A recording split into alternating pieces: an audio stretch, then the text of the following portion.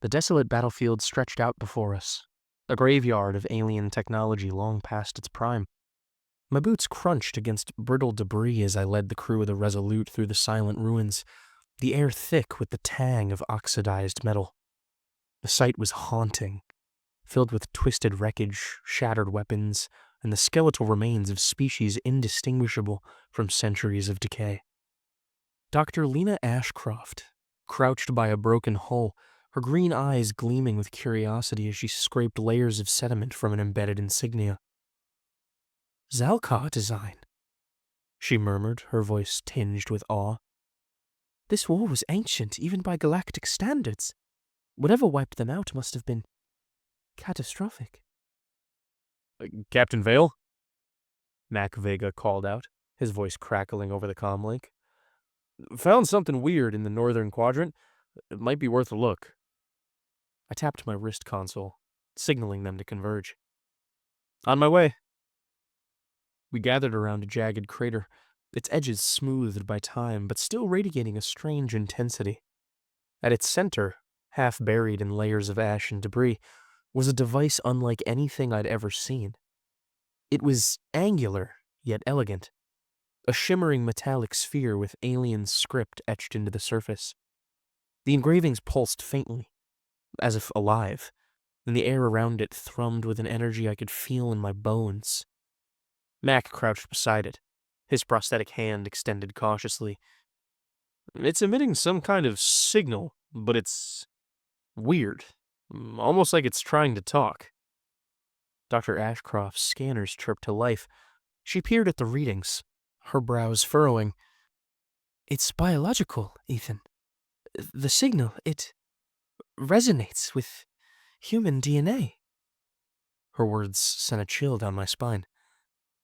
"You're saying it's meant for us?" "Not necessarily meant, but it reacts to us. Specifically humans." She straightened her expression, a mixture of excitement and unease. "This changes everything. It could mean—" "Captain!" Ryan Callahan's voice cut through her explanation. His tone was sharp, urgent. "We've got incoming! 2 ships! Vorsh Dominion! They're not here to talk!" The Resolute had seen its share of battles, but facing the Vorsh Dominion, one of the most ruthless empires in the galaxy, was never on my list of good ideas. We scrambled back to the ship as the skies above us burned with red streaks of enemy plasma fire. Inside the cockpit, Ryan's fingers finagled the controls, bringing the Resolute's systems online. "They've got 2 cruisers and a squadron of fighters closing fast. We'll need more than luck to get out of this one." "Then we make our own luck," I said, sliding into the captain's chair. "Mac, what's the status on the artifact?" "Secure in the hold," Mac replied over the comms. "But I wouldn't go poking it just yet. It's volatile." "Noted. Ryan, plot us a course through the debris field. Lena, I need you to figure out what that thing is and why it's worth the Dominion chasing us halfway across the galaxy." The debris field was both a blessing and a curse. It gave us cover but turned every maneuver into a deadly gamble. The Resolute weaved between shattered hulks and drifting wreckage as the Dominion ships loomed closer. "They're locking weapons!"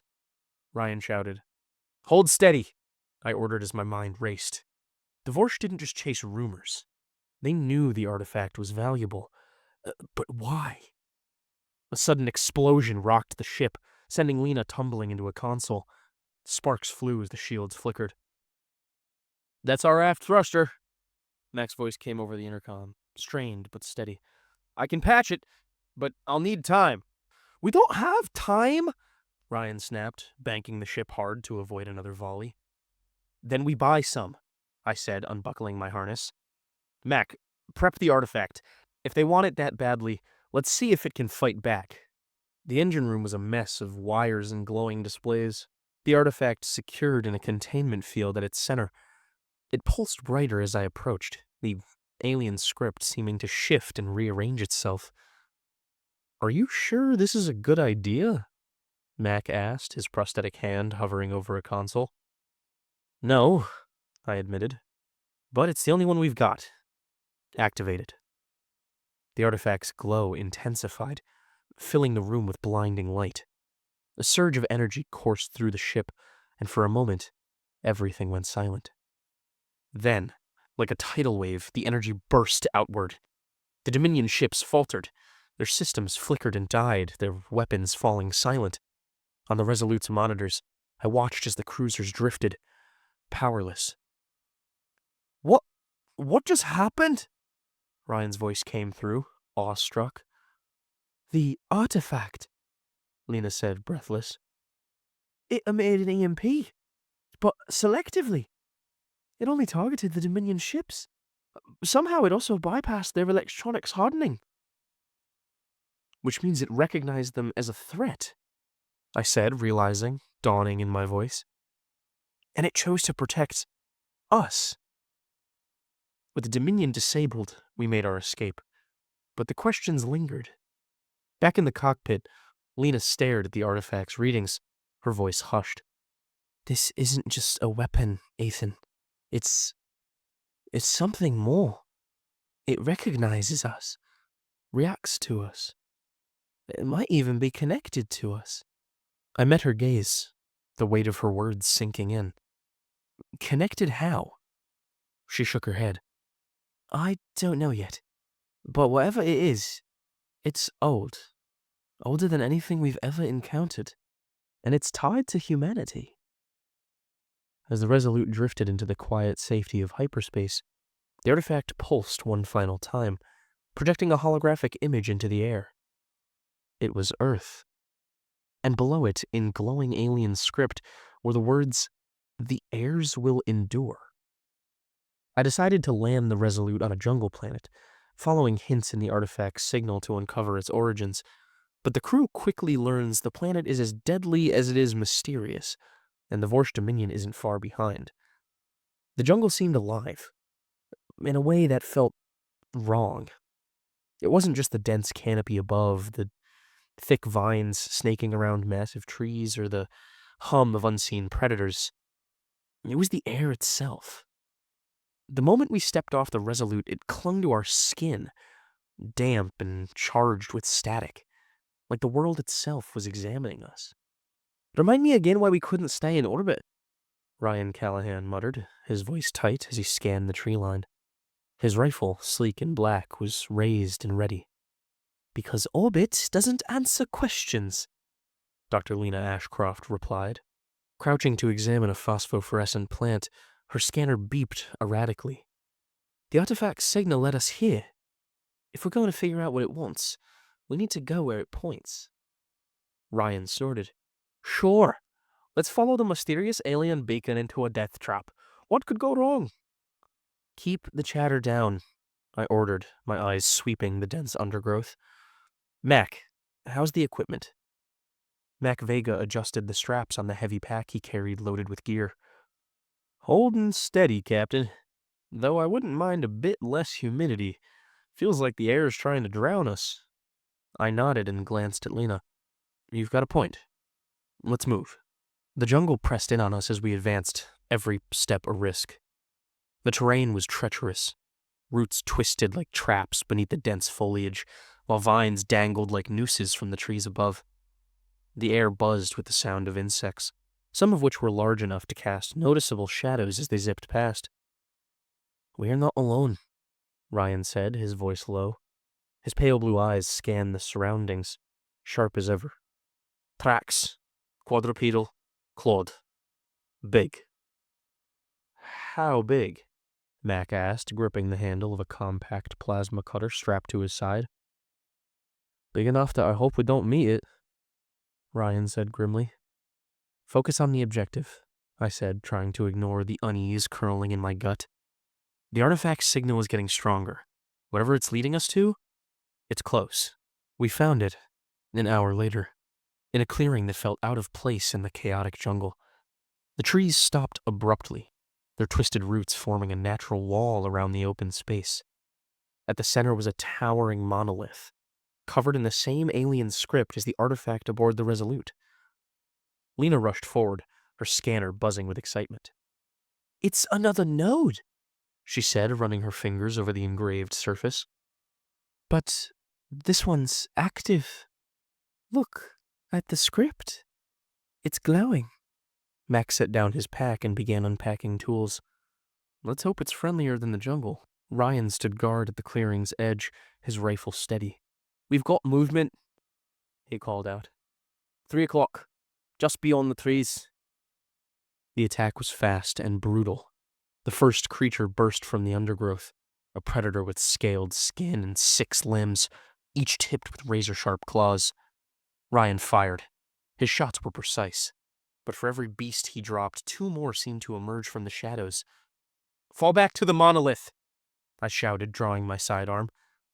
We formed a defensive circle around the alien structure, the monolith's faint glow casting eerie shadows over the clearing. Mac's plasma cutter roared to life, slicing through one of the creatures as it lunged. Lena clung to the monolith.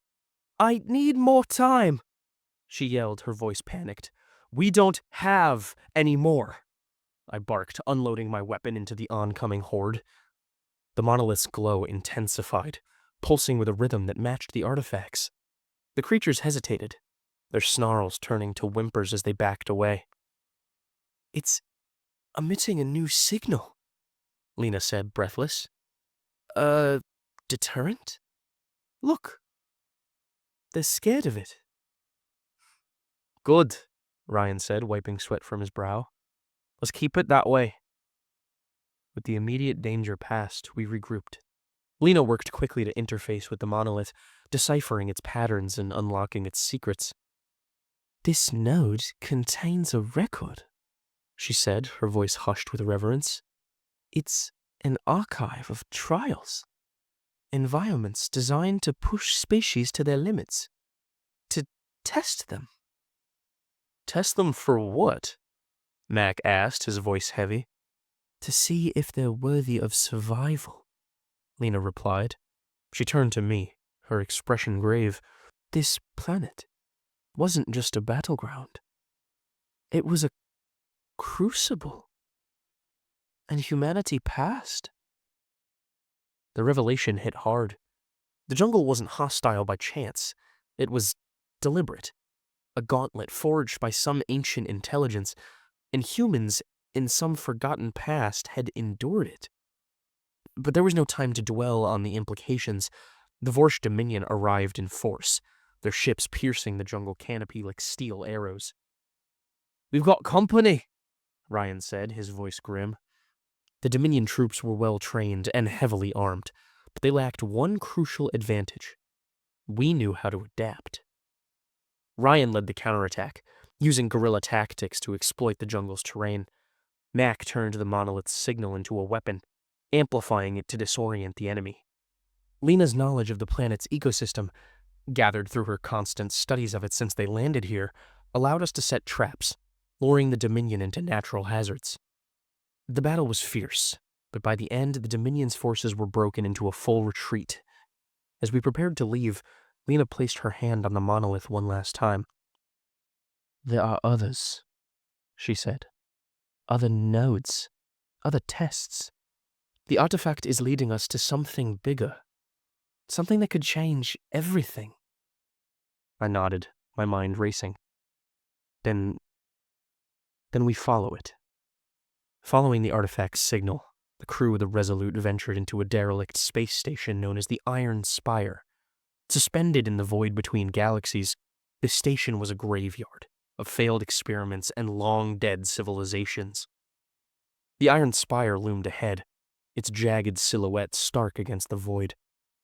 The station looked like it had been torn from some nightmare, a twisted lattice of metal and shadow that seemed to defy gravity, spiraling endlessly into the darkness.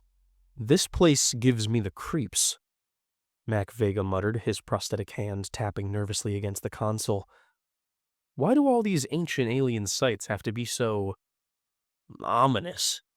Because nothing worth finding is ever easy, I replied, my gaze fixed to the station's exterior. Its design was alien, even by galactic standards, its surface crawling with faint pulsating lights like veins under skin. Dr. Lena Ashcroft leaned forward, her eyes glued to the scanners. The signal's strongest here, she said. The artifact's practically humming. Whatever's inside that station, it's connected to humanity's past. just like that jungle planet. And probably rigged to kill us, Ryan Callahan added dryly. Just another day in paradise. I smiled grimly. Suit up. We're going in. The docking bay was eerily silent as we entered. Our boots echoed against the rusted floor, and the air smelled stale, tinged with metal and decay. Dim emergency lights flickered overhead, casting long, shifting shadows. Lovely place, Mac said, his voice distorted slightly by the helmet comms. Focus, Ryan snapped, his rifle sweeping the room. If this place is anything like the last one, it'll have more than just bad vibes. He wasn't wrong. The first few corridors were littered with debris and skeletal remains, their alien forms contorted in poses of agony. Whatever had happened here, it hadn't been quick. Lena paused beside one of the skeletons, her scanner whirring softly. These creatures died centuries ago, she said. But the artificial environment preserved them. Look, you can still see the fractures. All of it slow stress damage. They weren't killed, per se. It's like they were exhausted to death. Like a test, I said, my voice heavy with the grim realization that this place is no different than that jungle. She nodded. Exactly. We pressed deeper into the station, following the artifact's signal. The deeper we went, the more the station seemed to change. Walls shifted subtly, their surfaces rippling like liquid metal. Strange glyphs glowed faintly in the darkness, their patterns incomprehensible but eerily familiar. Captain? Lena said, stopping abruptly. I think this place is alive. Just like the last one, but different. Obviously not biological. Mac chuckled nervously. Haha, great. As if this mission wasn't unsettling enough. Now we have a station trying to eat us. Again, not alive in the biological sense, Lena clarified, her eyes scanning the walls. But it's reactive. It's responding to us. It's subtle, but the walls and doors seem to shift as we pass them. Look. She got much closer to one of the walls than I would have liked her to, and waved her hand barely an inch in front of it. And just like she said, it's like the surface of the wall was following her, like tiny worms inside the metal trying to find some way to get at her. I'd rather not let them get to anyone in my team. The first test came in the form of a chamber filled with shifting gravity fields. One moment, we were weightless, floating helplessly in the air. The next, we were slammed against the floor as the gravity spiked. It took every ounce of concentration just to move a finger, let alone adjust to the increased weight in the stand. And even when I did, I took one step more and it was back to 0G. Mac used his prosthetic arm to anchor himself, extending a grappling line to pull Lena to safety as she hit a zero field and nearly slammed into a jagged wall. Ryan, ever the soldier, used his agility to navigate the shifting fields, somehow figuring out where the normal ones were and how they moved. Meanwhile, I focused on keeping the team together. When we'd finally stumbled out of the chamber, drenched in sweat and gasping for air, Lena pointed at the glyphs etched into the exit. That one was for measuring us, she said. Both adaptability and endurance, to see how much we can take. Oh, lucky us, Ryan muttered. The next test was worse. The chamber was filled with an oppressive darkness, broken only by faint, flickering lights. As we moved forward, shapes began to emerge from the shadows, distorted, twisted forms that seemed to shift and writhe as they approached. They're illusions, Lena said, her voice trembling. They're not real. The station is messing with our minds. Tell that to my nerves, Mac replied, gripping his plasma cutter tightly. Ryan fired a shot at one of the shapes, but the bullet passed through it harmlessly. Oh, fantastic, he said. We can't fight them. So, what's the plan? We keep moving, I said, forcing myself to stay calm. Stick together. Focus on what's real. By the time we reached the station's core, we were battered and exhausted, but still standing. The artifact's signal was deafening now, a constant hum that seemed to vibrate through our very bones. The core was a vast circular chamber, its walls covered in those same glowing glyphs. At its center was a massive console, its surface pulsated with light. "This is it," Lena said, her voice awed.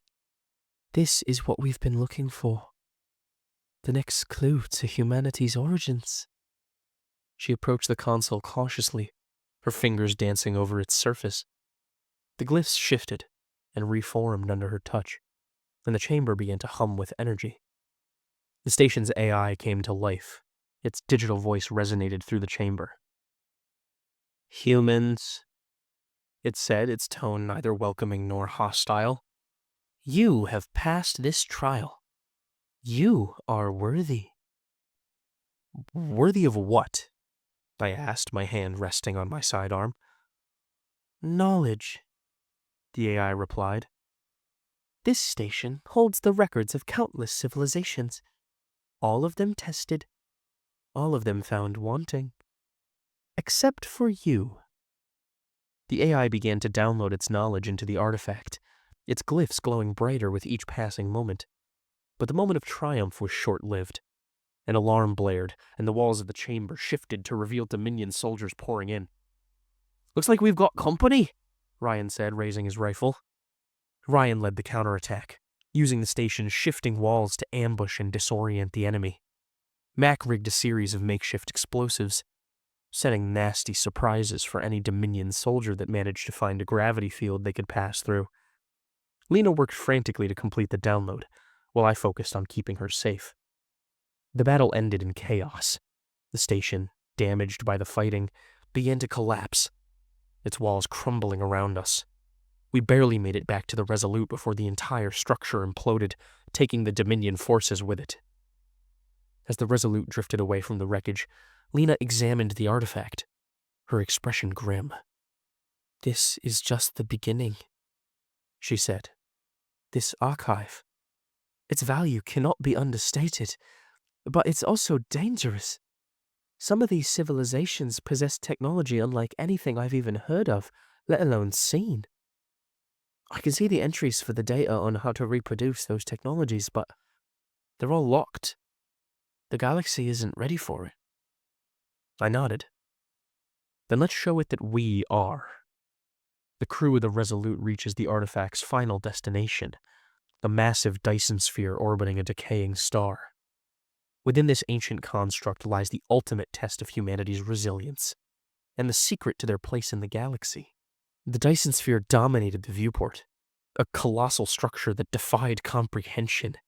It encased the star entirely, its surface a vast lattice of gleaming panels and spires that seemed to stretch infinitely. The light from the dying star filtered through the lattice, casting eerie patterns across the Resolute's bridge.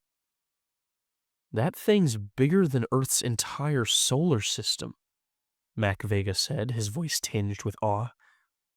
"How could something like this even exist?"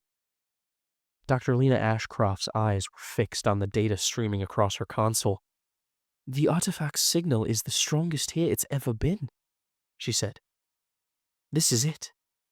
This Dyson sphere isn't just a relic. It's the forge. The place where humanity was first shaped." "Shaped how?" Ryan Callahan asked, his pale blue eyes narrowing. Lena hesitated, her voice trembling slightly. "The data suggests humanity's evolutionary path was influenced. We weren't just survivors of circumstance. We were designed to be the ultimate survivors." I leaned forward in my chair, my gaze locked on the sphere.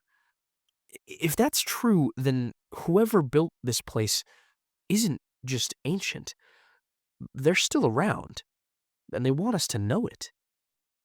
The Resolute glided toward an opening in the Dyson sphere's surface, a vast portal that seemed to shimmer with energy. As we passed through, the ship's systems flickered, and the artifact began to hum louder, resonating with the sphere. "Energy levels are spiking," Lena said, her voice tense. It's like the sphere is waking up. Let's hope it's in a good mood, Mac muttered, adjusting the ship's stabilizers as the interior of the sphere came into view. Inside was a vast, simulated Earth-like environment. Rivers snaked through lush green valleys, towering mountains pierced the horizon, and strange clouds hung in an artificial sky. But there was something unnatural about it all. Too perfect. Too controlled. It's like a simulation of Earth, Lena said, awe in her voice. Or a trap, Ryan muttered, his hand resting on his sidearm. The sphere's AI activated as we landed, its voice echoing through the environment. Humans, you have reached the forge. Here lies the final test. Pass and you will inherit the legacy of the builders. Fail, and your species will be forgotten. The ground trembled as structures emerged from the earth. Mazes of shifting walls, platforms suspended over bottomless pits, and vast arenas filled with holographic adversaries. We're really doing this, aren't we? Mac said, shaking his head. I glanced at the crew, my resolve hardening. We didn't come this far to fail. Let's show them what we're made of. The maze was a labyrinth of shifting walls and dead ends, designed to disorient and separate us. As we moved through its twisting corridors, the walls began to close in, forcing us to think on our feet. Mac used his engineering skills to create a makeshift beacon. He tried chalk, but nothing sticks to the surface of the interior, so a physical beacon that doesn't move works instead. This allowed us to mark our path. Lena's sharp mind deciphered patterns in the wall's movements, guiding us toward the exit more quickly than just guess and check. But it was Ryan's instincts that saved us when the maze suddenly flooded with a choking gas. He led us to a hidden vent system, his ex-military training kicking in as he found a way to purge the gas and clear our path.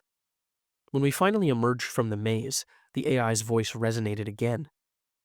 You adapt to unpredictable environments. You endure lethal circumstances. Proceed. The arena was a stark contrast to the maze, an open expanse where holographic constructs emerged to challenge us. These constructs were modeled after some of the galaxy's deadliest predators, their movements unnervingly lifelike. Now this is a test I'm familiar with, Ryan said, raising his rifle. It's to see if we can work as a team, I added, drawing my sidearm.